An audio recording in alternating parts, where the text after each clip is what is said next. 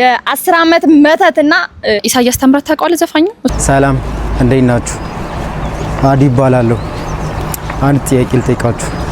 በህይወታችሁ ሰላም እንዴ? ሰሊና አለን እንዴት ነሽ? አለን ብቻዬን ችግር የለውም። ብቻዬን ነበር ላወራ የነበረው። አንድ ጥያቄ ልጠይቅሽ። ለነሱ ልጠይቃቸው የነበረው ጥያቄ ላንቺ ልጠይቅ ግን ቤተሰብ ነበር ጠይቄ የነበረው። በህይወትሽ ትልቅ ደስታ ያገኘሽበት ቀን መቼ ነው? ደግሞ ትልቅ ደስታ የምትይው ምንድነው ላንቺ በህይወትሽ? ለኔ ደስታ ያገኘሁበትን ቀን ልንገር እንጂ ለኔ ትልቅ ደስታ የምለው ነገር የለም። እኔ ከደስታ ይልቅ ሰላማዊን ማሳደድ ሰው ነኝ በጣም። እሺ በህይወቴ ትልቁን ደስታ ያገኘሁበት ቀን ወይም ደግሞ በጣም ትልቅ ነገር ያገኘሁበት ቀን ሮብ ቀን ነው። እሱ ደግሞ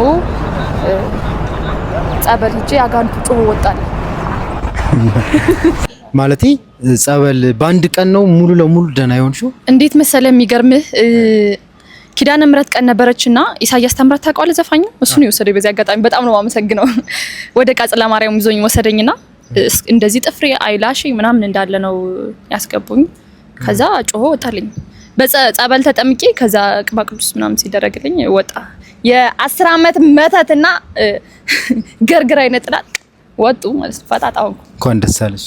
አመሰግናለሁ ሰሊና። በጣም ይገርማል። ለእናንተስ ትልቅ የደስታ ቀን ያገኛችሁበት ቀን መቼ ነው? ኮሜንት ላይ አስቀምጡልን።